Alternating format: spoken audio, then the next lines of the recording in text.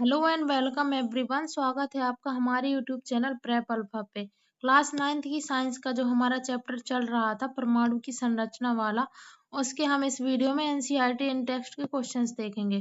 तो आइए वीडियो को स्टार्ट करते हैं। सबसे पहला क्वेश्चन है, कैनाल किरणें क्या है? तो कैनाल किरणें धनावेशित विकिरण है जो एनोड से कैथोड की ओर चलती हैं। इन्हें एनोड किरणें भी कहते हैं और कैनाल किरणों के कारण ही धन आवेशित अपरमाणु कण प्रोटॉन की खोज हुई थी और इसकी खोज करी थी ई गोल्डस्टीन ने इसकी खोज की थी। अब अगला क्वेश्चन है, यदि किसी परमाणु में एक इलेक्ट्रॉन और एक प्रोटॉन है तो इसमें कोई आवेश होगा या नहीं? नहीं होगा। क्यों नहीं होगा? क्योंकि इलेक्ट्रॉन नेगेटिव होता है, प्रोटॉन होता है पॉजिटिव। दोनों आपस में एक दूसरे को बैलेंस कर लेंगे, पॉजिटिव और नेगेटिव। तो हम जानते हैं प्रत्येक इलेक्ट्रॉन पर एक इकाई का ऋण आवेश होता है और प्रत्येक प्रोटॉन पर एक इकाई का धन आवेश होता है। इसलिए आवेश की संख्या समान परंतु विपरीत होने के कारण परमाणु पर कोई आवेश नहीं होता और वे उदासीन होते हैं। अब अगला क्वेश्चन है, परमाणु उदासीन है, इस तथ्य को थॉमसन के मॉडल के आधार पर हमें स्पष्ट करना है।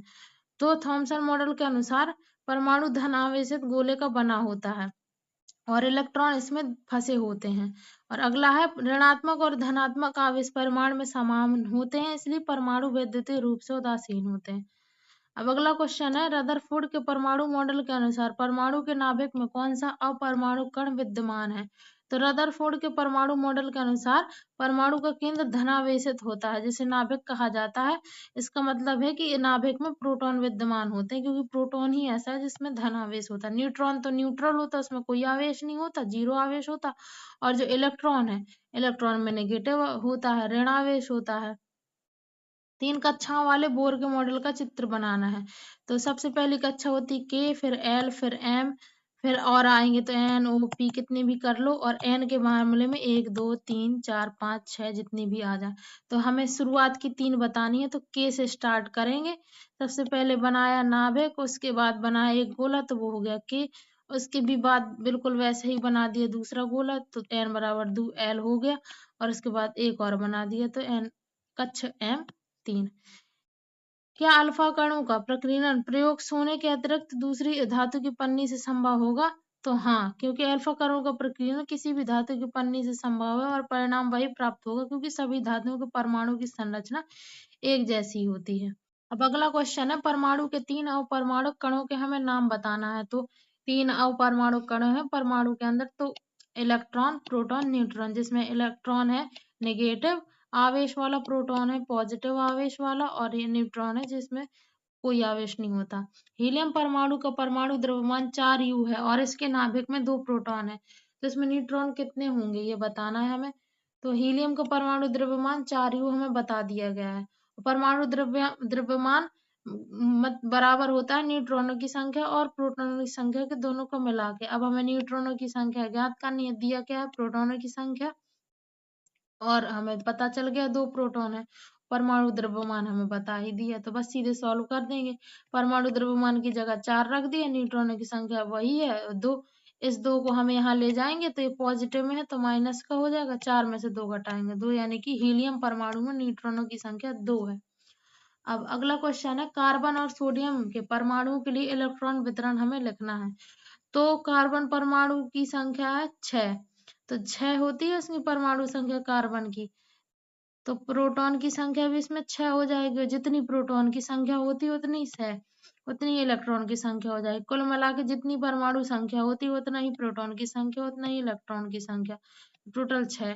अब के होता है जो उसमें केवल 2 ही भर सकते, 2 से ज्यादा नहीं भर सकते। जो के कक्षा होती है उसको हम 2, उसमें 2 इलेक्ट्रॉन से ज्यादा नहीं भर सकते। 6 में से 2 चले गए, एल में भर तो 8 सकते हैं लेकिन अब 4 है तो 6 में से 2 चलेगा, बचे 4 तो 4 एल में भर दिए। अब ऐसे ही सोडियम में है 11, उसकी परमाणु संख्या, सोडियम की परमाणु संख्या है 11, यानी कि उतनी ही उसके इलेक्ट्रॉनों की संख्या होगी, उतनी ही प्रोटॉनों की संख्या होगी। तो सबसे पहले के में 2 भर सकते हैं, अधिकतम 2 भर दिए हमने। एल में अधिकतम 8 भर सकते हैं, 8 भर दिए। 8 और 2 जोड़ के 10 हो गए। अब 11 में से 10 घटाओ, 1 बचा तो एम में 1 भर दिया जाएगा। सबसे पहले जितना जिसमें भर सकते हैं उसमें अधिकतम भर दिया जाता है। जब वो फुल हो जाता है उसके बाद किसी दूसरे कक्ष की तरफ जाया जाता है। अगर किसी परमाणु का K और L कोष भरा है तो उस परमाणु में इलेक्ट्रॉनों की संख्या क्या होगी? वही बोल रहा है K और K भरा है यानी कि K में अधिकतम 2 होते हैं और L भरा है यानी अधिकतम 8 भर सकते हैं। तो उसकी इलेक्ट्रॉनों की संख्या 2 + 8 जोड़ देंगे 10 हो जाएगी। K में अधिकतम 2 तथा L कोष में अधिकतम 8 इलेक्ट्रॉन रह सकते हैं। चूंकि ये दोनों कोष भरे हैं इसलिए परमाणु में इलेक्ट्रॉनों की कुल संख्या 2 + 8 10 होगी। अब अगला है क्लोरीन, सल्फर और मैग्नीशियम की परमाणु संख्या से आप इसकी संयोजकता कैसे प्राप्त करेंगे? तो हम जानते हैं कि परमाणु के बाह्यतम कक्ष में अष्टक बनाने के लिए जितनी संख्या में इलेक्ट्रॉनों की साझेदारी या फिर स्थानांतरण होता है वही तत्व की संयोजकता शक्ति या फिर संयोजकता कहलाता है। तो क्लोरीन के परमाणु संख्या क्या है? 17। तो इसमें प्रोटॉन कितने होंगे? 17। इलेक्ट्रॉन कितने होंगे? 17। अब हम इसका इलेक्ट्रॉन वितरण भरते हैं। के में सबसे अधिकतम भर सकते हैं 2। उसके बाद एल में भरेंगे 8। 10 हो गए। 17 में से हमने 10 घटा दिए, बचे 7 यानी कि एम में 7 भर सकते हैं। अब एम में अगर 8 हो जाए टोटल तो इसका भी अष्टक कंप्लीट हो जाएगा। तो 7 इलेक्ट्रॉन है तो या तो ये 7 किसी को दे फिर 8 के ये अष्टक भर बना रहे, इससे अच्छा है किसी से 1 इलेक्ट्रॉन ले ले, ये ज्यादा सही है। तो जिससे इसका अक्रिय गैस वाला इलेक्ट्रॉनिक विन्यास प्राप्त हो जाएगा। तो इसकी संयोजकता 1 हो जाएगी। 8 - 7 = 1। तो हमने पढ़ा भी है कि अगर किसी को 4 से ज्यादा इसके एम जो अगला सब सेल है लास्ट वाले उसमें 4 से ज्यादा अगर इलेक्ट्रॉन दिखाई दे तो उसमें 8 से पूरे में माइनस कर लिए जाते हैं। अगर यहाँ पे 7 की जगह 6 होता तो 8 में से 6 माइनस करते तो संयोजकता 2 आती। अगर यहाँ पे 2 ही होता तो सीधे डायरेक्ट 2 ही हो जाती संयोजकता। यहाँ पे 3 होता तो डायरेक्ट 3 हो जाती। लेकिन अगर 4 है तो 8 में से 4 गए तो 4 ही बचता, तो इसमें तो कोई फर्क नहीं पड़ता। लेकिन जैसे ही 5 आ जाता तो ऐसा नहीं है कि 5 हो जाएगी संयोजकता। 8 में से 5 घटाएंगे 3 होगी संयोजकता। ये है मतलब बताने का। अब सल्फर की परमाणु संख्या 16 है और इलेक्ट्रॉन इसमें कितने होंगे? 16। उतने ही प्रोटॉन होंगे। जितनी परमाणु संख्या होती है उतने ही इलेक्ट्रॉन होते हैं, उतने ही प्रोटॉन होते हैं। तो अब इसका इलेक्ट्रॉन का वितरण के में पूरे 2 भर जाएंगे, एल में पूरे 8 भर जाएंगे। 2 + 8 हो जाएंगे 10। अब 16 में से 10 घटाए बचे 6 तो वो एम में भर दिए जाएंगे। अब अब 8 में से 6 घटा दो तो इसकी संयोजकता मिल जाएगी। तो वही मतलब है कि 8 कंप्लीट करने के लिए 2 इलेक्ट्रॉनों की जरूरत है। तो 2 किसी से ले लेगा, किसी से भी जो भी उसको देना चाहेगा उससे 2 इलेक्ट्रॉन ले लेगा, वही उसकी संयोजकता है। अब मैग्नीशियम की परमाणु संख्या 12 है। अब उतने ही प्रोटॉन होंगे उतने ही इलेक्ट्रॉन होंगे। तो के में 2 भर सकते हैं, एल में 8 और एम में 2। तो देखा ये 4 से कम है ना, तो इसको सीधे ये 2 किसी को दे देगा, दान कर देगा किसी को, और बस अष्टक इसका ये एल का 8 बचा रह जाएगा। तो ये अक्रिय गैसों की इलेक्ट्रॉन वितरण प्राप्त कर लेगा। तो इसकी संयोजकता 2 हो जाएगी। अगर 4 से कम रहता है जो बाह्य कोश है उसमें हमें 8 से घटाना नहीं पड़ता है, जितना वो रहता है उतना ही उसकी संयोजकता हो जाती है। अब अगला है, यदि किसी परमाणु में इलेक्ट्रॉनों की संख्या 8 है और प्रोटॉनों की संख्या भी 8 है तब हमें परमाणु की परमाणु संख्या क्या है ये बताना है, परमाणु का क्या आवेश है यह बताना है। तो इलेक्ट्रॉनों की संख्या 8 है, प्रोटॉनों की संख्या 8 है, तो इसका मतलब क्या हुआ? इसकी जो द्रव्यमान जो इसकी परमाणु संख्या है वो भी 8 ही होगी। तो प्रोटॉनों की संख्या और इलेक्ट्रॉनों की संख्या ही बराबर होती है परमाणु संख्या, तो इसकी 8 होगी परमाणु संख्या। अब बोल रहा है कि परमाणु का आवेश क्या होगा? प्रोटॉन की संख्या 8 है उतनी ही इलेक्ट्रॉन की संख्या 8 होगी। 8 प्लस क्या हो जाएगा? 8 माइनस का हो जाएगा। तो टोटल आवेश प्लस माइनस करके 0 हो जाएगा। तो परमाणु में कोई आवेश नहीं होगा, ये उदासीन है। अब अगला क्वेश्चन है, सारणी 4.1 की सहायता से ऑक्सीजन और सल्फर परमाणु की द्रव्यमान संख्या हमें ज्ञात करनी है। एक परमाणु के नाभिक में उपस्थित प्रोटॉन और न्यूट्रॉनों की संख्या के योग को द्रव्यमान संख्या कहा जाता है। तो द्रव्यमान संख्या बराबर है प्रोटॉन की संख्या कितनी है और उसमें जोड़ देंगे न्यूट्रॉनों की संख्या। तो हमें पता है कि इसके प्रोटॉन होते हैं 8, सल्फर के न्यूट्रॉन होते हैं 8, और द्रव्यमान संख्या हम फिर जोड़ देंगे तो 16 आ जाएगी। ऐसे ही अब सल्फर का ज्ञात कर लेंगे। ऑक्सीजन की तो आ गई 16, 8 न्यूट्रॉन जोड़ दिए, 8 प्रोटॉन जोड़ दिए तो 16U इसका द्रव्यमान संख्या आ गया। और सल्फर में प्रोटॉन इतने होते हैं 16 और न्यूट्रॉन होते हैं 16, तो इसकी भी द्रव्यमान संख्या 16 + 16 32 हो जाएगी। वैसे सबसे आसान है कि द्रव्यमान संख्या याद कर लो। तो द्रव्यमान संख्या तो क्या है, जितना उसका परमाणु संख्या होती है उसके लगभग दोगुना होता है। जैसे इसकी 16 होगी परमाणु संख्या सल्फर की, तो 16 × 2 32। ऑक्सीजन में 8 होती है परमाणु संख्या, तो 8 × 2 16। और फिर न्यूट्रॉन निकालने को आ जाएगा, तो द्रव्यमान संख्या पता होगी और प्रोटॉन की संख्या पता होगी, तो हम न्यूट्रॉन आसानी से निकाल सकते हैं। लेकिन अभी सारणी के हिसाब से दिया है, तो जो दिया है उसके लिए हमें फॉर्मूला पता होना चाहिए कि द्रव्यमान संख्या प्रोटॉन संख्या प्लस न्यूट्रॉनों की संख्या के बराबर होता है।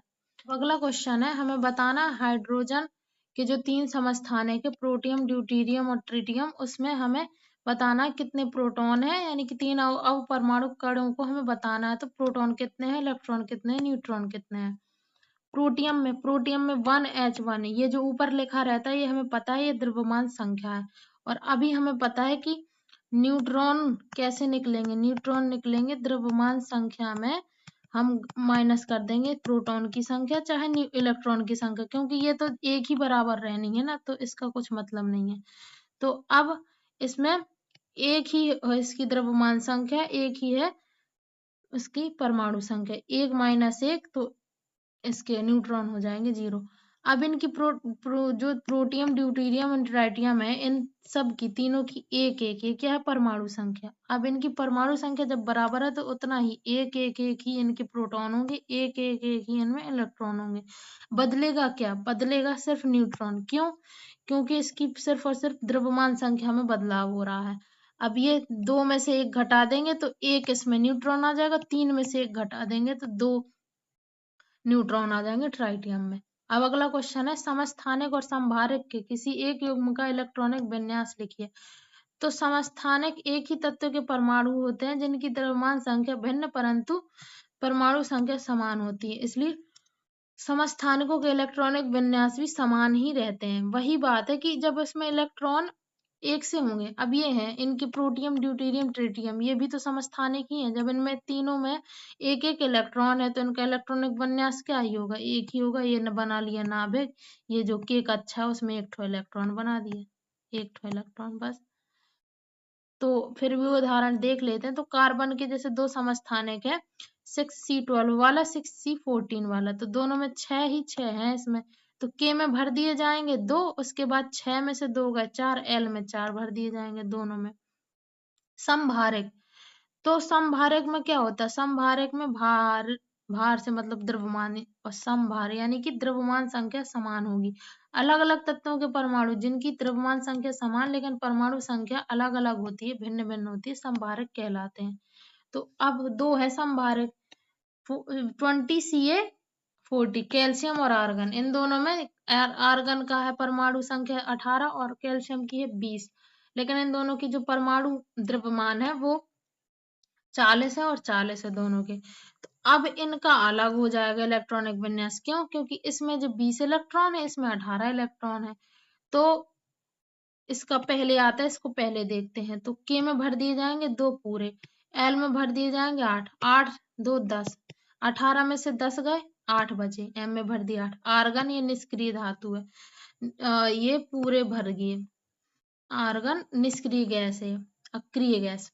अब अगला है कि अब ऐसे ही कैल्शियम, इसमें सिर्फ 2 ही इलेक्ट्रॉन ज्यादा है, 18 + 2 ही 2 थे, तो 2 8, यहाँ तक हम भर के पहुंच गए थे 10 इलेक्ट्रॉन तक।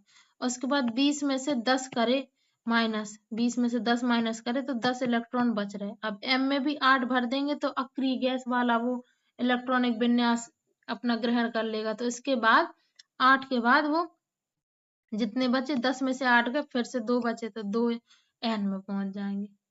तो 2 8 8 2 है इसका कैल्शियम का, और 2 8 8 है आर्गन का इलेक्ट्रॉनिक विन्यास। इसी के साथ ही हमारे एनसीईआरटी के इन टेक्स्ट क्वेश्चन कंप्लीट होते हैं। इसके आगे के वीडियो में हम एनसीईआरटी के एक्सरसाइज में जितने क्वेश्चंस दिए हुए हैं उनके आंसर देखेंगे। Thank you so much for watching.